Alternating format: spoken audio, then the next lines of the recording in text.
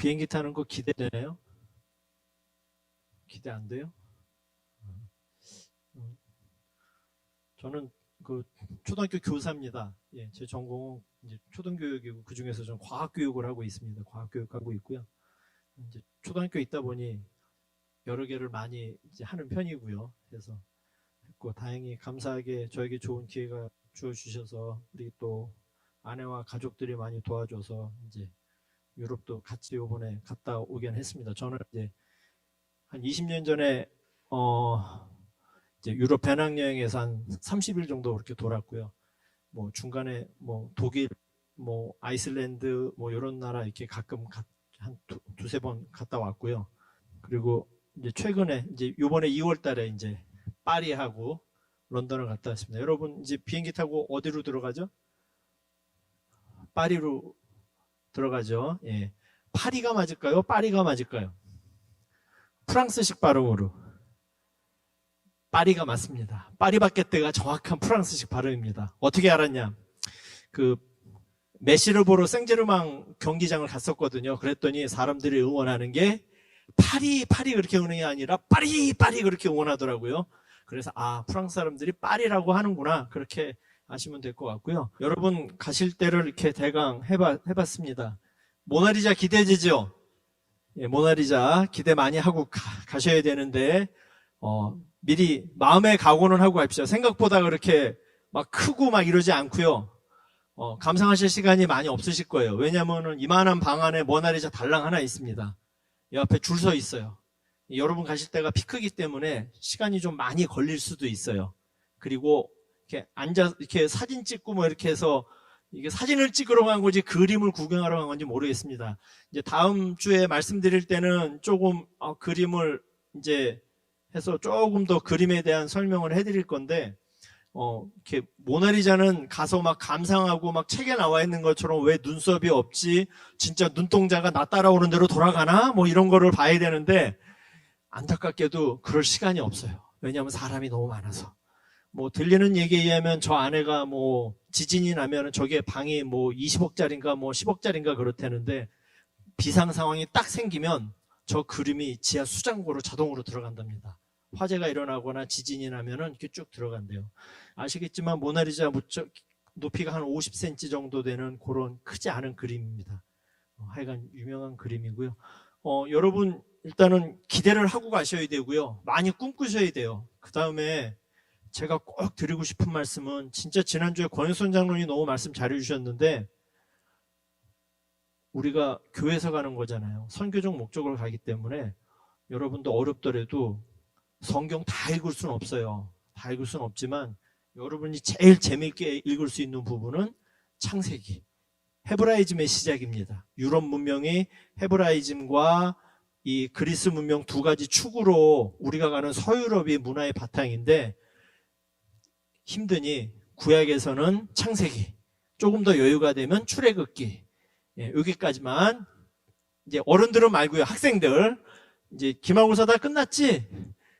예, 하시고 신약에서는 뭐 앞에 마태복음부터 읽으면 좋겠지만 우리가 가는 데는 사도 바울의 그 전도 여행 그거를 바탕으로 저희가 이제 그 군데군데를 갈 수도 있습니다. 물론 거기는 그리스는 안 가지만 로마를 가니까 사도행전 하나만이라도 꼭 한 번이라도 읽고 이렇게 마음에 담아주고 가시면 좋겠고요.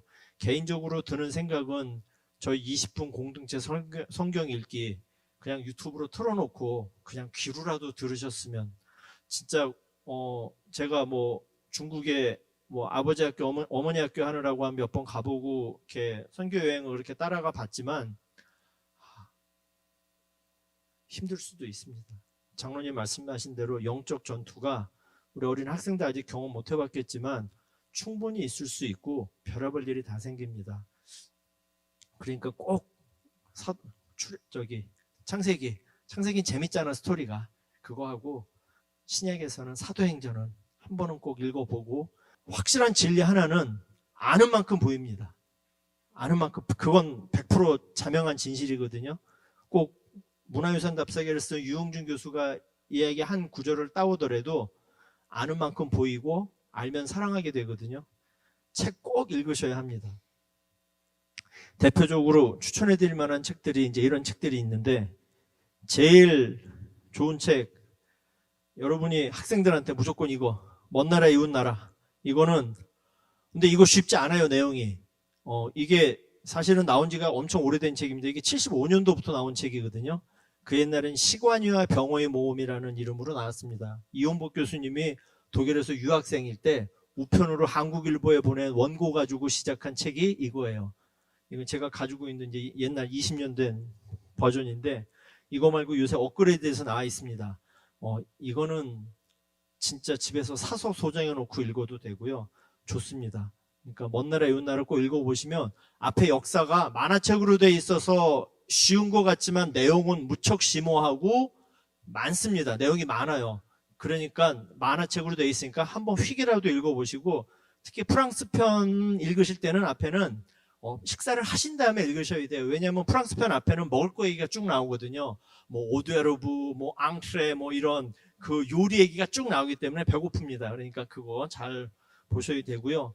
그 다음에 시간이 없지만 그 서양미술사 곰브리치 서양미술사가 곰브리치 것도 있고 젠슨 것도 있고 뭐 많이 나와 있어요. 그러니까 서점에 가셔서 서양미술사 간단하게 나온 책이 있고, 아니면 이런 50일간의 유럽 미술사 여행이라든지 이런 부분을 사는 거 싫으시면 도서관 가서 빌려서 내가 원하는 부분, 여러분 이제 그 목록표 보면 있잖아요. 주로 가는 데가 로마의 바티칸, 프랑스의 르브르 뭐 이런 데거든요. 그 다음에 뭐 건축에서 파리의 뭐 두오모 정도 보실 거고, 베네치아 뭐 이렇게 해서 지나쳐 가실 테니까 요 미술관 체험 2권짜리지만 요거 다 읽으시면 좋지만 다 안 읽으셔도 되니까 원하는 부분 도서관에 빌리셔서, 이 책 말고도 뭐 수잔나 파르치가 쓴 뭐 미술관 기행도 있고, 뭐 젠슨이 쓴 서양 미술사도 있고, 그 다음에 웬디 수녀의 뭐 미술사 기행, 좀 옛날 책들이에요. 지금 절판된 거 있을 수도 있어요.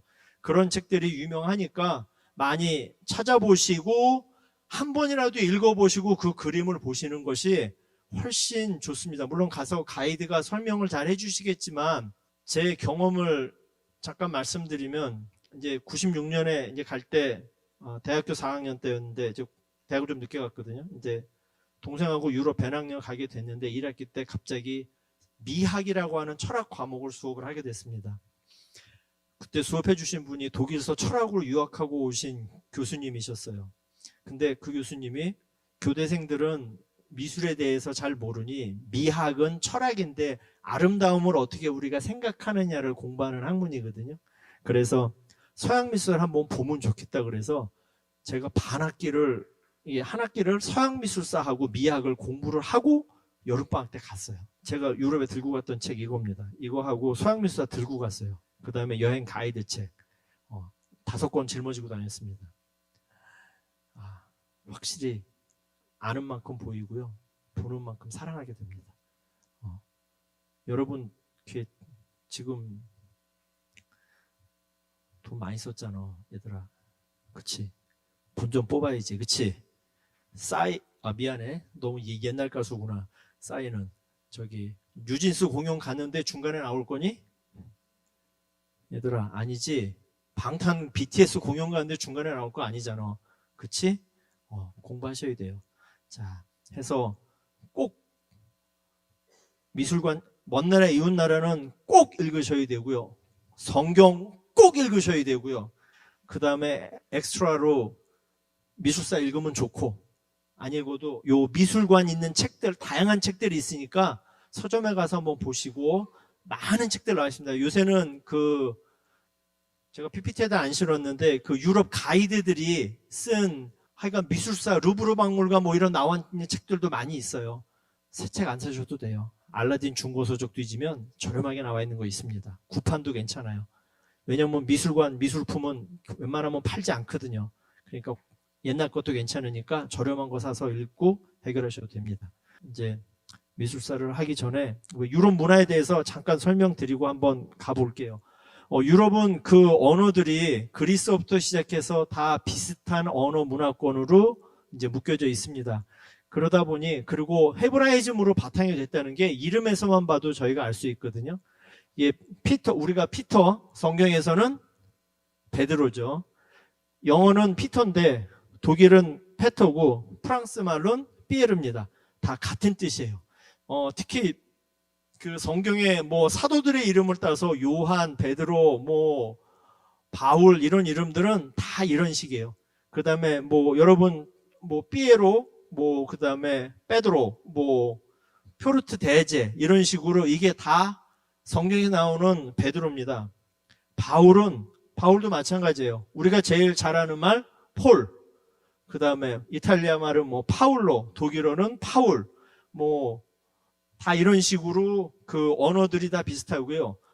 요한은 우리말 성경은 왜 이렇게 말이 많이 달라졌냐면은 우리말 성경이 되게 중국이나 일본을 통해서 들어오면서 한문으로 번역된 거를 그 음차를 해서 그 중국말 발음하고 달라요. 중국말 발음으로 요한을 쓰면 중국 사람들은 존처럼 읽거든요. 근데 우리는 나란 말씀이 중국과 다르기 때문에 국어 시간 아니고 그래서 하여간 해서 존슨 다 이겨 그러고요. 그 다음에 요하네스, 요한, 러시아어 이반, 스페인 국왕, 후안 뭐 6세 뭐 이런 사람들, 그 다음에 이탈리아의 그 오페라 제목 중에 돈 조반니, 근데 프랑스 사람 제일 많이 쓴 짱, 이거 전부 다 존에서 다 나온 이름들입니다. 그러니까 이런 이름들만 봐도 각 이 나라 문화들이 기독교로 바탕이구나. 그리고 다 여러 개로 같이 쓰는구나. 뭐 이렇게 돼 있고요.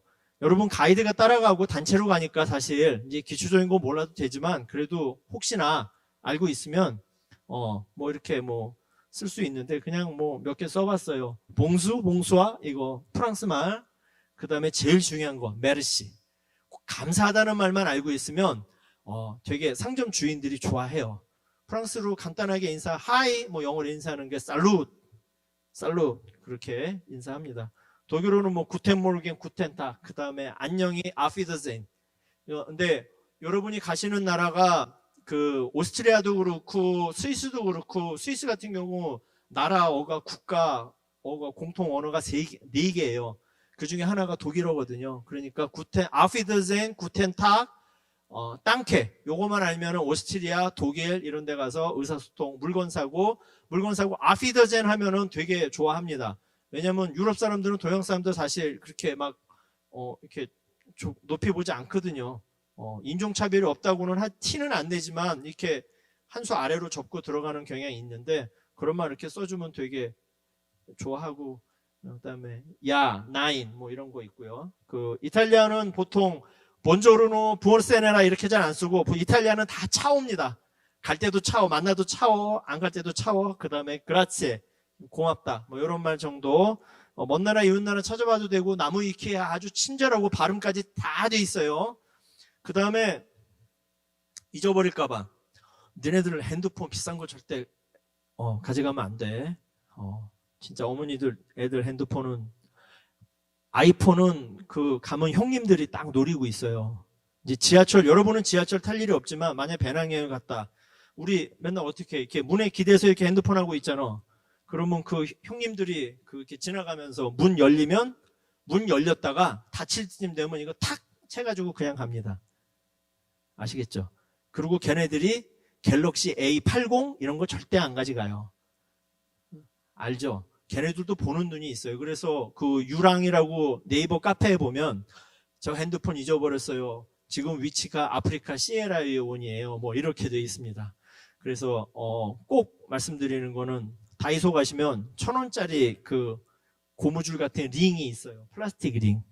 핸드폰에다 묶어가지고 꼭 웬만하면 내리실 때는 박물관에 여러분 가방 이렇게 지난주에 가이드도 설명해 주셨지만 가방 뒤에다 놓고 이렇게 핸드폰 뒤에 가져가잖아요. 그럼 무슨 뜻이에요?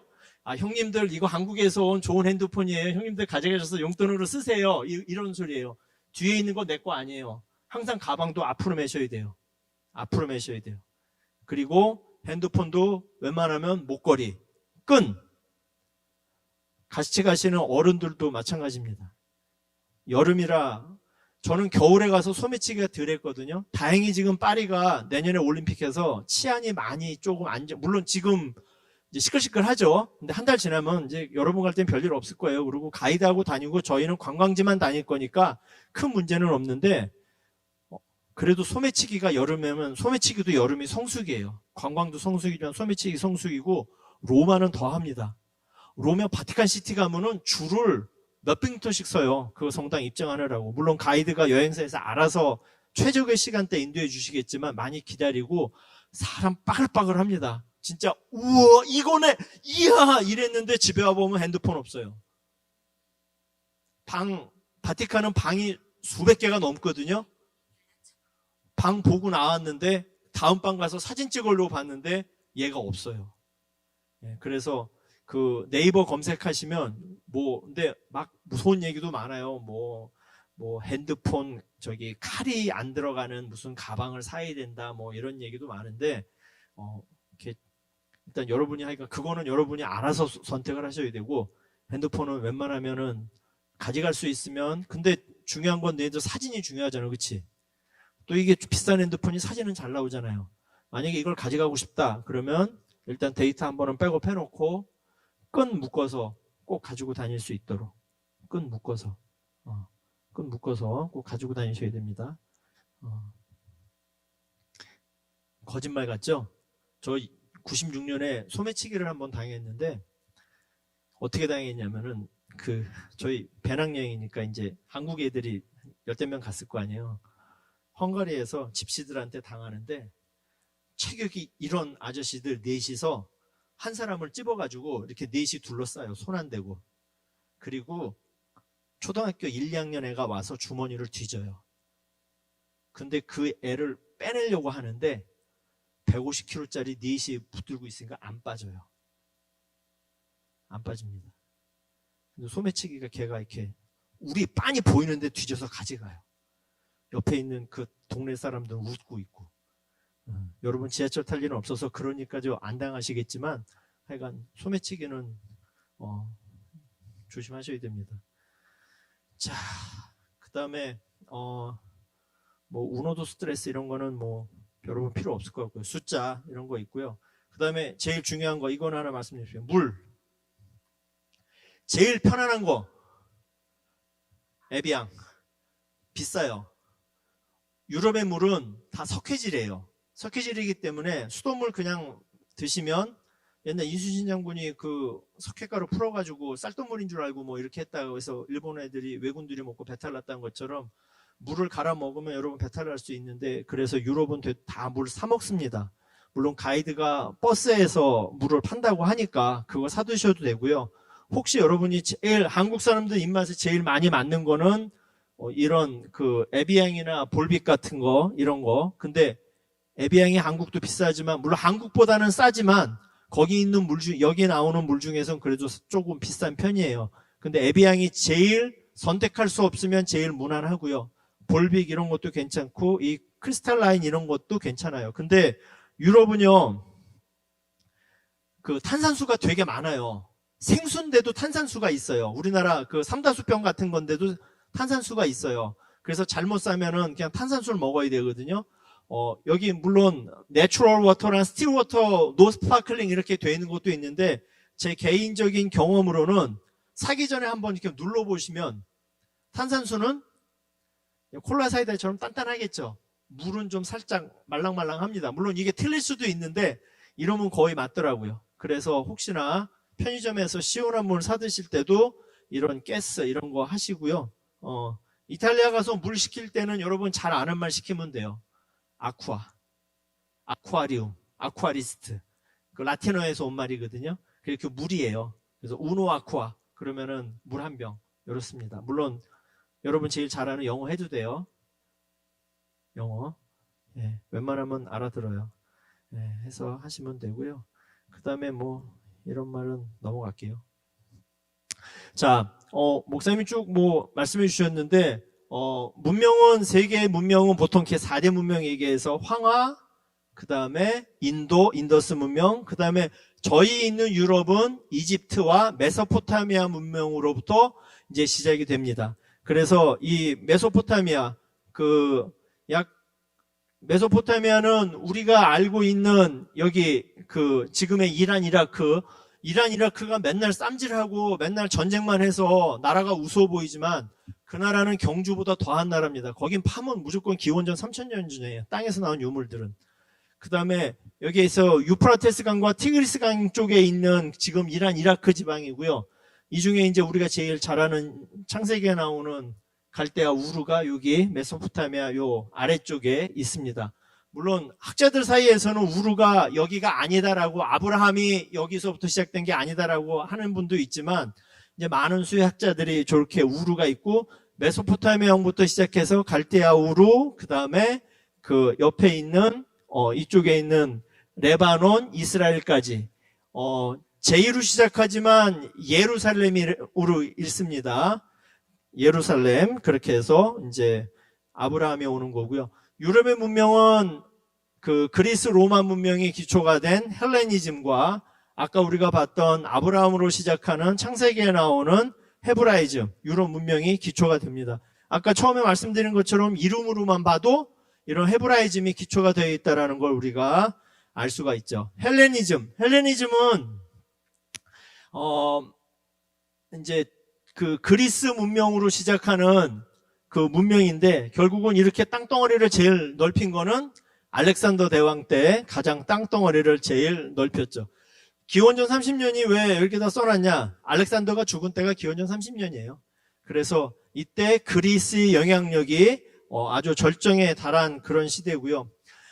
여러분이 바티칸에 가셔서 이 그림을 보실 수 있을지 모르겠는데, 그리스는 여러분 잘 아는 것처럼 가운데 여기 있는 이 사람이 이제 플라톤이고요. 옆에 있는 사람이 아리스토텔레스입니다. 라파엘로가 그린 그 아테네 학당이라고 하는 그림이에요. 이 그림의 크기가 얼마인 줄 아세요?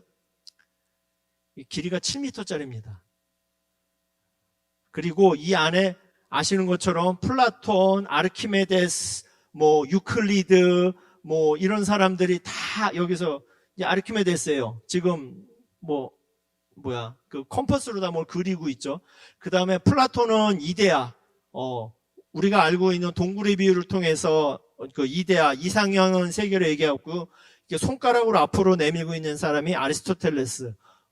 중세 그 기독교 문명의 기독교 성경을 이 아리스토텔레스의 철학을 바탕으로 해서도 많이 이제 연구를 했다고 그래요. 그래서 아리스토텔레스인데, 이렇게 그리스는 이런 철학자들, 그 다음에 이런 건축, 이거는 그 그리스에 있는, 우리는 안 갈 거예요. 하지만 파르테논 신전이고, 이것도 안 가는구나. 이건 영국의 대형박물관에 있는 파르테논 신전에 있는 여기에 있는 거를 영국 사람들이 다 띄워왔어요. 엘진경이라고 하는 사람이 영국의 대형박물관에 다 띄워다 놨거든요. 근데 이거 이제 반환한대요. 그리스에서 지금 몇백 년째, 한 100년 넘게 반환해달라고 그래서, 근데 하여간, 근데 대형박물관에서는 이렇게 얘기하죠. 야, 이거 우리가 갖고 왔으니까 이나마 잘 보존된 거지. 니네 놔뒀어봐. 다 없어졌어. 이렇게 얘기합니다. 파르테논 신전이 부서진 이유는 그 터키군이 저기다 화약창고로 보관했습니다. 화약창고 터지면서 저 귀중한 문화유산이 박살났고요. 우리나라도 뭐 비슷한 사례가 있죠. 우리나라 그 조선시대 임금들의 어진이 있습니다. 어진 중에 지금 완벽하게 남아있는 거는 태조대왕 어진하고, 태조대왕 어진은 전주에 있어서 살아남았고요. 그리고 그 영조 어진 남아있고요. 철종 어진은 이렇게 탄 채로 반만 남아있습니다. 그거를 안전하다고 하는 6.25 때 부산에 있는 대한통운 창고에다 보관을 했는데, 그 창고에 불나서 어진이 6개인가 7개 남아있는 거 다 불타서 없어졌습니다. 문명이 이렇게 한순간에 없어지기도 합니다. 그 다음에 여러분 잘 아시는 그리스 조각, 2개 다 보실 거예요. 왼쪽에 있는 거는 나이키.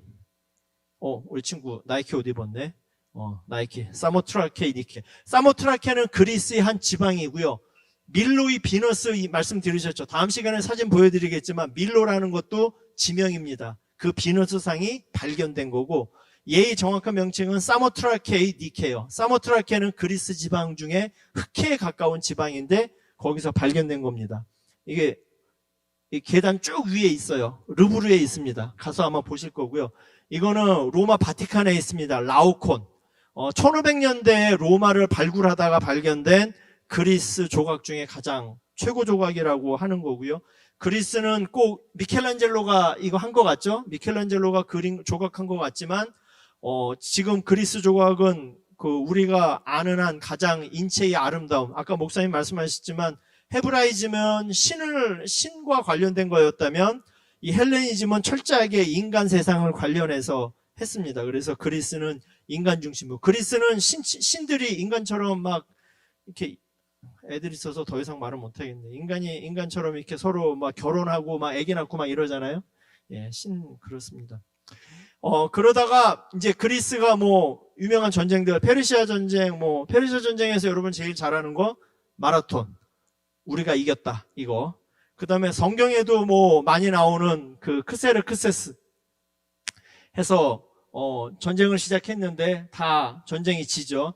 그래서 그리스가 막 이 조각을 세우고 이러려면 사실 돈이 많이 들어가잖아요.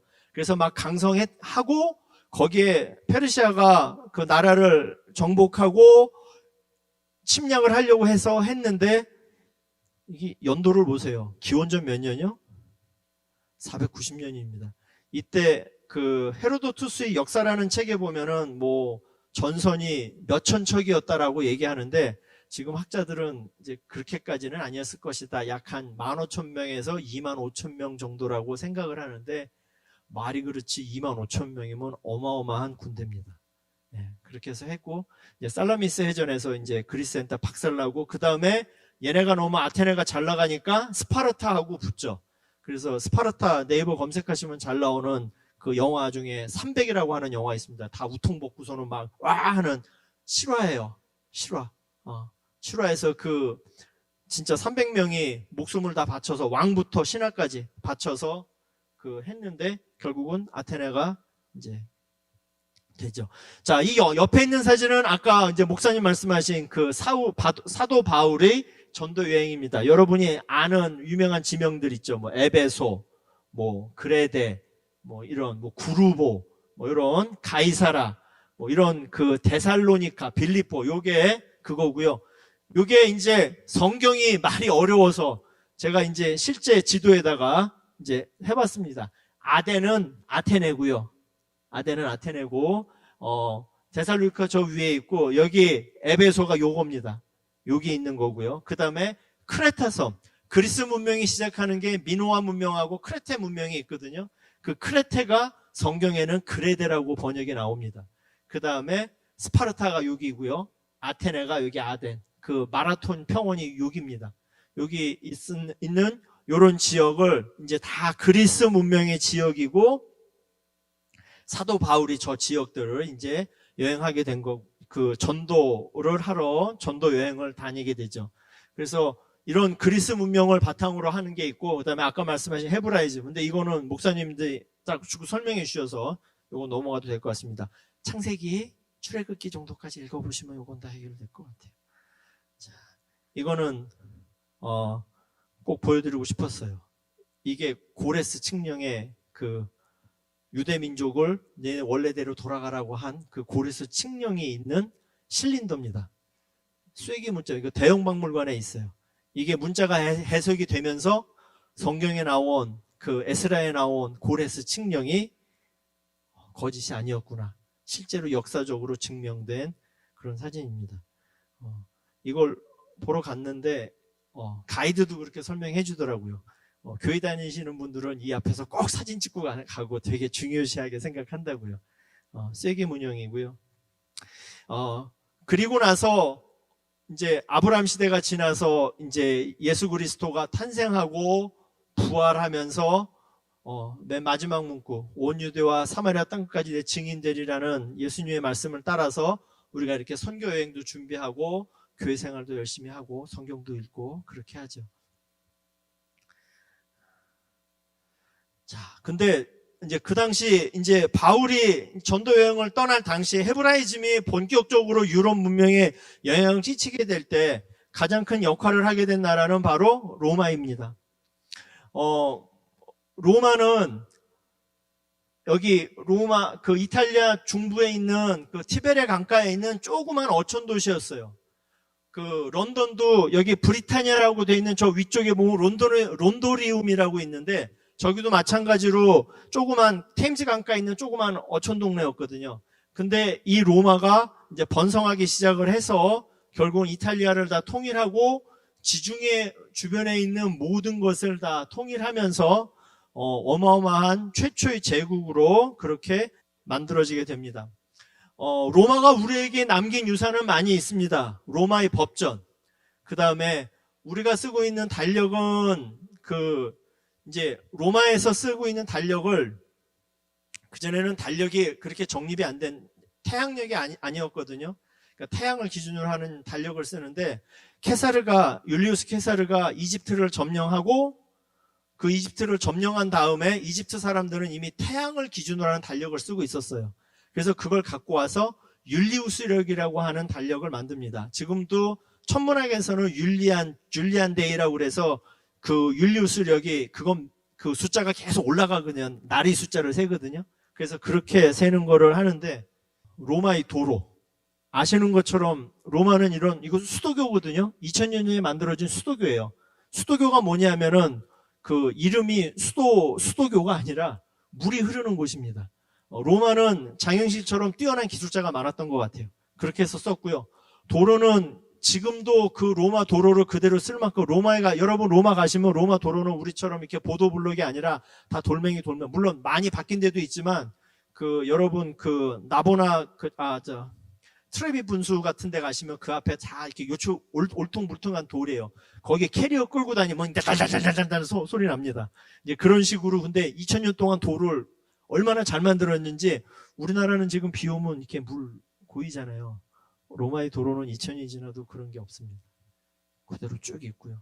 그런 식으로 돼 있고, 그 길이 잘 돼 있어서 사도 바울도 아마 이 로마의 도로를 따라서 로마까지, 물론 죄인의 신분으로 이송이 되긴 했지만, 그렇게 갔고, 그 사도 바울이 다닌 그 길들은 다 로마가 아마 길을 다 뚫어놔서 그런 길로 다니지 않았을까, 그렇게 생각을 합니다. 그 다음에 케사르가 또 잘했던 일 중에 하나가 갈리아, 지금의 프랑스 지방하고 여기 지금 프랑스 요 지방을 점령을 한 거죠. 프랑스는 그 먼 나라 이런 나라도 앞에 나오지만, 프랑스는 우리나라 전라도 같아요. 전라도 가시면, 전라도는 경상도하고 전라도 보시면, 경상도는 산지가 훨씬 많고 전라도는 평야지대가 많기 때문에 전라도 음식이 맛이 있을 수뿐이 없어요. 왜? 재료가 다양하니까. 근데 경상도 쪽은 산이 많기 때문에 그 음식이 다양하지 않거든요. 프랑스도 마찬가지입니다. 프랑스는 남쪽에 지중해, 위쪽에 북해, 그리고 중앙에 대평원이 있어서 온갖 종류의 곡식과 재료가 많이 났기 때문에, 물론 왕정이 많이 발달해서 제왕 정치가 발달했기 때문에 그런 것도 영향도 있겠지만, 귀족들이 많았고, 하지만 하여간 물자가 되게 풍부해서 로마는 로마 자체적으로 경제적인 요인이 별로 없었어요. 즉 우리나라처럼 삼성전자처럼 막 물건을 만들어서 팔아야지 돈을 버는 건데, 로마는 그런 게 별로 없었어요. 다 점령해서 끌어다 썼습니다. 로마가 망한 이유도 그것 중에 하나예요. 속주들이 다 떨어져 나가니까 경제적으로 유지가 안 되는 거죠.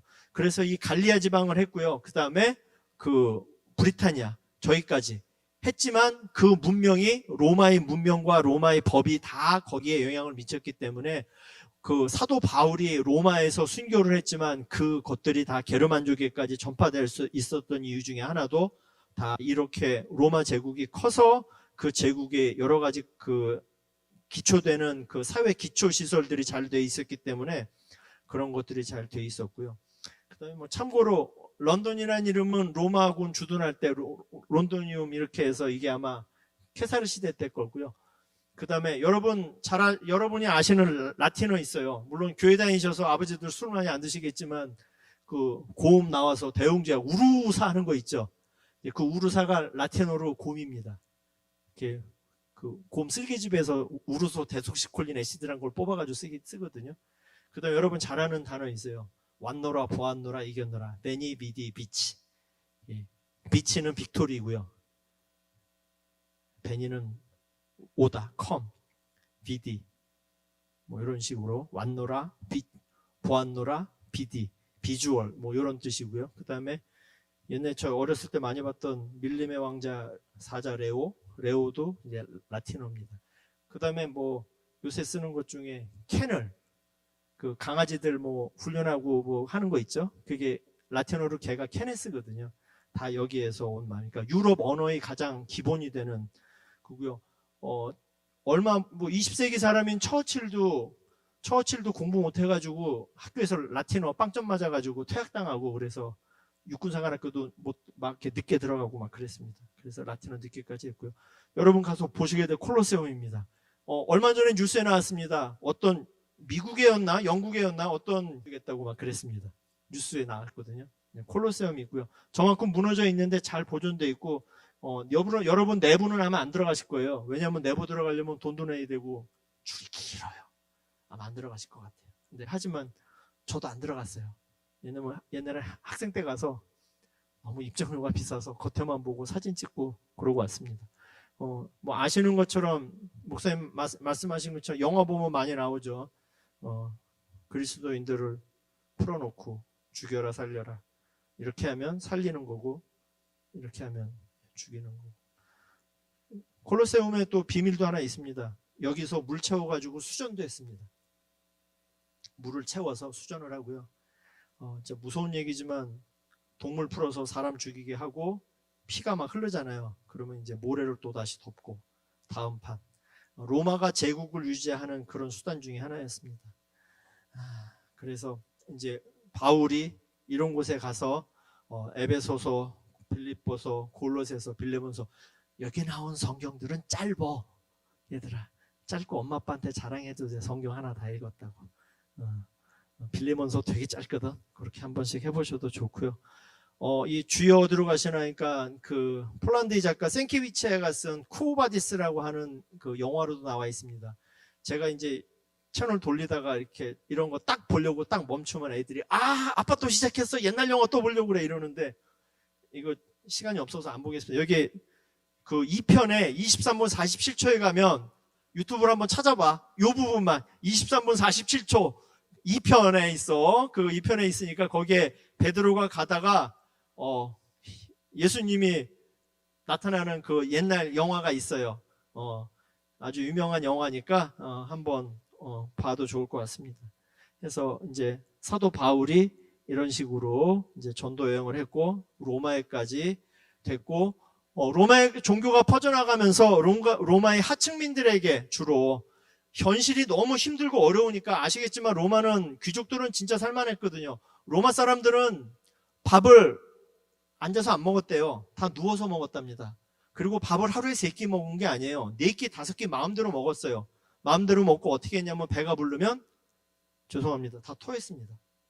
토하고 또 먹고 토하고 또 먹고. 그러니까 왜냐하면 그 노예들은 뭐 내 마음대로 부릴 수 있으니까 저거 죽이면 죽일 수도 있고 그럴 정도였으니까 그렇게 해서 했기 때문에 그 노예들은 현실에서 기댈 수 있는 게 아무것도 없었죠. 그런데 예수님이 딱 나타나셔서 그랬대요. 야 너희 모두 평등해. 너희들 하늘나라에 가면 전부 다 똑같은 사람이야. 이렇게 얘기하는데 그리스도교를 안 믿을 수가 있을까요?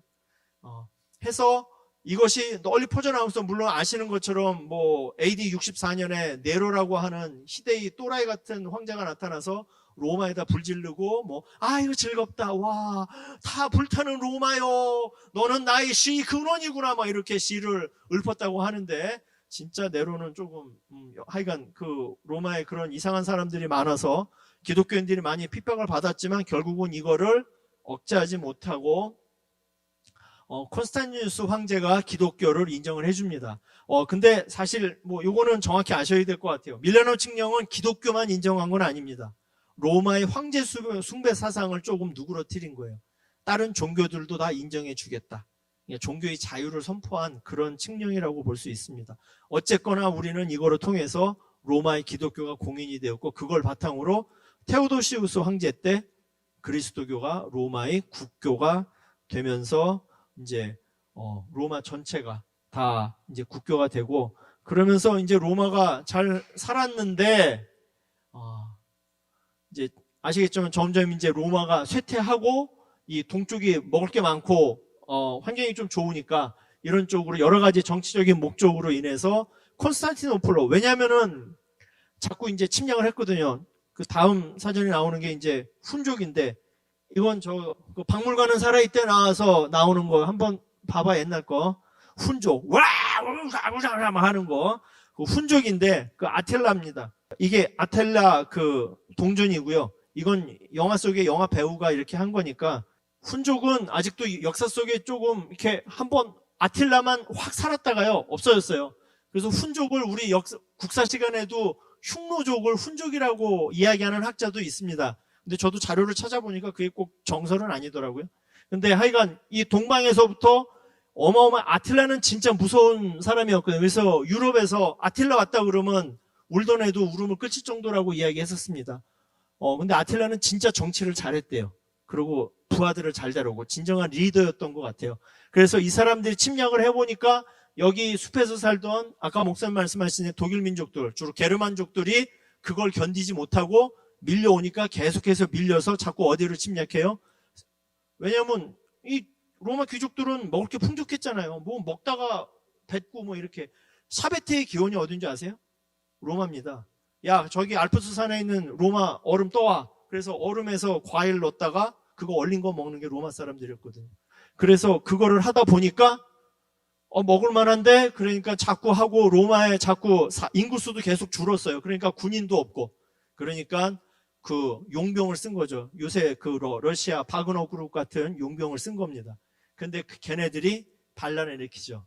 게르만족 대장 오도아케르가 476년에 반란을 일으켜서 로마를 멸망시키고 맙니다. 그리고 동로마 제국은 그러고 나서도 한 1500년대까지 계속해서 유지가 되죠. 그리고 나서 로마가 멸망한 다음에 게르만족인 프랑크 왕국이 들어서게 되고요. 이 프랑크 왕국은 지금의 프랑스, 독일, 이탈리아의 기원이 됩니다. 그래서 처음에는 하나였는데 왕이 죽은 다음에 아들끼리 이렇게 쪼개져 가진 거예요. 쪼개져 가져서 야, 너는 프랑스, 너는 여기 프랑스, 서프랑크는 너 프랑스, 동프랑크. 그래서 조약을 2개 맺습니다. 베르댕 조약과 베르센 조약을 2개 맺어서 이제 처음에는 이렇게 나눴다가 이탈리아가 많이 빼앗기죠. 그러면서 여기가 되고, 여기가 로마의 그 전통을 따라서 내가 로마 황제야. 로마 황제 관을 하나 더 쓰는 겁니다. 그러니까 투잡을 뛰는 거예요. 내가 프랑크 왕국 왕이면서 나는 로마 제국의 왕제야. 그러면서 신성 로마 제국이라 하는 관을 하나 더 쓰는 겁니다. 뭐 영토도 없고 뭐 애매한 그런 것들을 하는데, 그 당시에는 이제 로마가 베드로 이후로부터 시작된 로만 캐톨릭의 교황권이 계속해서 강화가 되죠.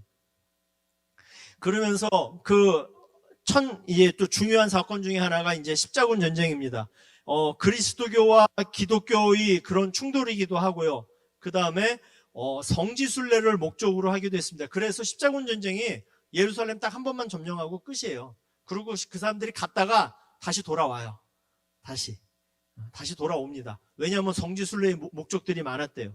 그리고 경제적인 정치적인 이유를 통해서 십자군 전쟁을 했는데, 물론 그 뒤에는 전쟁이다 보니까 우리가 말도 못할 그런 여러 가지 안 좋은 일들도 조금 있었습니다. 십자군 전쟁의 다른 이면은. 그러면서 이제 로마 제국은 이제 완전히 멸망하고 그 유럽의 각 나라들이 이제 확립을 하게 되는 그런 것이고요. 동로마 제국은 뭐 이렇게 해서 1453년에 오스만 투르크에 의해서 콘스탄티노플이 함락이 됐고요. 이슬람 제국을 이렇게 서진하는 거를 막아내기도 했지만 결국은 그거를 이제 지키지 못하고 무너졌고, 지금의 터키 이스탄불에 있는 소피아 성당 같은 경우는 원래는 우리 캐톨릭이 성당이었지만 지금은 이슬람 모스크로 쓰고 있습니다. 그리고 나서 이 십자군 전쟁 후에 제일 커다란 우리와 직접 관련되어 있는 이슈가 바로 종교개혁이죠. 이 사진은 이제 바티칸 성당입니다. 바티칸 성당인데 이 어마어마한 성당을 짓기 위해서 돈이 많이 필요했죠. 그래서 로만 캐톨릭에서 팔기 시작한 게 면죄부입니다. 이 돈통에 돈이 떨어지는 소리가 나면은 지옥에 있는 천국의 영혼이 성당에서는 연옥이라고 부릅니다. 지옥하고 천당 사이에 또 하나의 개념이 또 있거든요. 그 연옥에 있는 영혼이 어디로 옮겨간다? 천당으로 옮겨간다고 그래서 돈 받고 파는 거죠. 심지어는 신부직도 뭐 팔고요. 그 중세 캐톨릭 그 교황의 역사 보면 막 복잡합니다.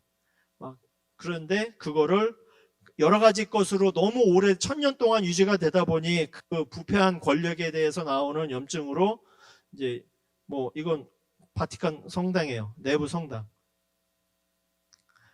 다 금으로 땡 발랐습니다. 예. 그러다가 1517년 10월 31일 여러분 잘 아시는 마르틴 루터가 95개조 반박문을 붙이면서 종교 개혁이 시작이 됩니다. 근데 참 하나님이 하시는 일들은 신기한 것 같아요. 역사를 이렇게 보다 보면 이 루터가 성경을 번역했거든요. 언어에 되게 뛰어난 학자였습니다. 그래서 이 번역을 했는데 루터는 문자로 사람들이 알 수 있게끔 직역을 충분히, 그러니까 공부를 많이 안 한 사람도 알 수 있게끔 평범하게 그 당시 중부 독일의 말을 써서 했고요. 그래서 루터가 신학자지만 독일 국어를 완성시킨 그 정리한 그런 업적도 많이 그 언어학계에서는 그렇게 이야기도 합니다. 그랬는데 그 당시 뭐가 나왔냐? 구텐베르그 인쇄술이 나왔죠. 물론 우리나라도 1377년에 청주에서 직지심체 요절이라고 하는 금속 활자본이 만들어지긴 했지만 그보다 좀 늦기는 하지만 어쨌거나 구텐베르가 성경을 했는데 이 당시에 기록을 보면은 1000년 동안 인쇄됐던 것보다 요때 몇십 년 동안 인쇄된 인쇄물이 훨씬 많아요. 인쇄물이. 그래서 물론 구텐베르그는 루터의 성경을 인쇄한 건 아니에요. 불가타 성경이라고 하는 성경을 인쇄하긴 했지만 구텐베르그의 인쇄술이 나옴으로 인해서 독일 사람들한테 그 당시에 너희들 성당 안 다녀서 모르겠지만 원래 성당은 신부님만 성경을 받고 성당의 용어는요 다 라틴어였어요. 20세기까지. 그래서 1960년대 로마 교황 바오로 6세가 그 2차 그 공의회를 하면서 언어를 풀어준 거지 그 전까지는 라틴어 성경을 봤습니다. 성당 미사할 땐 다 라틴어였어. 아바베름, 코로푸스 뭐 이런 거 다. 쌍투스 다 라틴어예요. 저기 부활절날 추수감사절날 혹시 이상한 외국어 들리면 아하 라틴어구나 그렇게 생각하시면 돼요. 모차르트 곡 이런 거 다 라틴어거든요. 해서 하나님이 진짜 이거를 이렇게 인쇄술을 하게끔 인간의 지혜를 만들어 주시고 여건을 만들어 주신 다음에 성경 딱 나와서 그거 막 인쇄해서 사람들 막 퍼뜨려 나가니까 르네상스 시대가 본격적으로 열리게 됩니다. 그러면서 우리 장로교의 시작인 잔 칼뱅, 영어로는 존 칼빈, 프랑스 말로는 잔 칼뱅이에요. 해서 이제 제네바고요. 성당이지만 여기에서 그 칼뱅이 설교를 많이 했대요. 그리고 여러분이 가서 보실 그 성서 기념비입니다. 종교개혁 기념비고요. 그래서 물론 그 당시에 이제 개신교들이 많이 생기기 시작했죠. 영국에서 헨리 8세가 나 이혼할래, 앤 볼레인과 이혼할래 하면서 교황이 뭐라고 그러니까 나 니네하고 안 놀아, 때려쳐. 그러고서 교황하고 다르고 영국 국교회를 만들고요. 뭐 그렇게 합니다. 그래서 중세 카톨릭의 어떤 미신적인 신앙을 버리고 오직 은혜, 오직 믿음, 오직 성서 뭐 이렇게 해서 하고요. 그 다음에 이제 영국은 그 성공회가 생겼고요. 여기 옆에 있는 사진은 저 요번에 유럽 갔을 때 그 주일날 그 웨스트민스터 사원을 우연치 않게 주일날 오후에 갔는데 줄을 서서 입장하는데 입장료를 안 받고 입장을 시켜주더라고요. 그래서 뭔지 몰라서 줄 섰어요. 그랬더니 오더니 지금부터 예배 드릴 건데 당신들 1시간 동안 기도하고 뭐 이럴 건데 1시간 동안 조용히 할 수 있냐 그래서 of course I'm Christian 그러고 들어갔어요. 그래서 성공의 그 예배를 이렇게 드리고 왔습니다. 그래서 웨스트민스터 사원이고요. 성공회는 아시겠지만 그 캐톨릭하고 되게 비슷하더라고요. 말씀하고 찬송하고 말씀하고 찬송하고 이거 하고요. 계속 앉았다 일어났다 하고요. 그렇습니다. 그리고 이제 영국에서 청교도들이 나오면서 그 청교도들이 이제 견디지 못하고 이제 미국으로 가죠. 메이플라워 1960년. 이거는 그 허셀이라는 그 영국의 작가가 그린 그림이에요. 물론 메이플라워 이전에도 많은 사람들이 갔지만 그래도 우리가 메이플라워를 시작으로 영국의 미국의 기독교 문명이 시작이 됐고 그 기독교 문명을 바탕으로 해서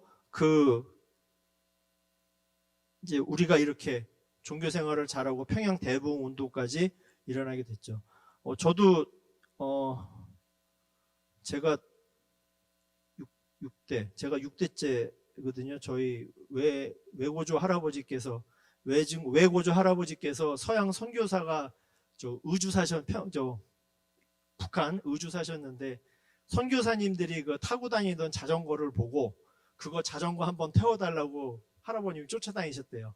그래서 그 할아버님 쫓아다니시다가 이제 믿음을 받아들이시고 할아버님의 아버지를 전도하셔서 이제 제가 6대째 지금 믿음 생활을 하고 있는데, 다 이런 바탕으로 해서 그 청교도들이 미국에 와서 미국의 영국의 그 감리교 웨슬레가 창시한 영적 각성 운동이라든지 그 다음에 미국에서 있었던 20세기에 있었던 각성 운동 때문에 우리나라로 선교사가 왔고 그 선교사를 바탕으로 이제 저도 이렇게 믿음 갖게 되고 여러분들도 다 믿음을 갖게 된 거 아닌가 싶습니다.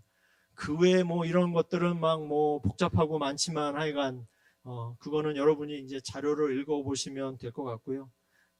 해서 여러분이 하여간 많이 보고 많이 느끼시고 그러고 오셨으면 좋겠습니다. 제가 두서없이 말씀을 드리기 고민 많이 했어요. 이게 몇 학기 수업짜리인데 이거를 단 30분 40분 만에 하라고 해서 했는데, 중요한 거는 여러분이 또 책을 통해서, 그리고 여러분 나눠주신 그 김필균 목사님이 저거 주신 자료인데 진짜 정리 잘 돼 있습니다. 미술사도 저거 바탕으로 할 거거든요. 되게 정리가 잘 돼 있어요. 요즘에는 여러분도 그렇게 안 하지만 옛날에는 전자기계 사면 매뉴얼을 삼독하는 게 정설이었거든요. 이것도 3번만 읽어보시면 여러분한테 마음이 많이 도움이 되실 수 있을 것 같습니다. 제가 잠깐 기도하고 마치도록 하겠습니다. 저희를 이 자리에 불러주시고 또 저희를 사도행전을 따라서 바울의 발자취를 따라서 그리스도가 전파되고 새로운 종교가 생기게 한 칼뱅이 자취를 따라가게 저희를 인도하신 하나님 아버지 진실로 감사합니다. 부족하고 연약하지만 저희들이 그 사도행전을 따라가려고 합니다. 주님, 저희와 함께하여 주시옵소서. 저희들의 발걸음을 인도하여 주시고 저희를 지혜를 허락하여 주시옵소서. 무엇보다 긴 시간 외국에 가서 물도 안 맞고 음식도 안 맞을 수 있습니다. 주님, 순간순간마다 우리 아이들, 그리고 인도하시는 목사님과 여러 간사님들, 그리고 우리 장로님, 주님의 전신갑주를 입혀서 보호하여 주시옵소서. 그 발걸음 가운데 주님의 보혈이 한 방울씩 떨어지고 주님의 눈물이 떨어지게 하시고 그 걸음으로 말미암아 한국에 돌아와서 이 나라와 이 민족, 그리고 우리 교회, 그리고 무엇보다 우리 가정과 친구들을 살릴 수 있는 우리 귀한 학생들이 될 수 있도록 주님 인도하여 주시옵소서. 우리를 사랑하시고 구원하신 예수님의 이름으로 기도합니다. 아멘.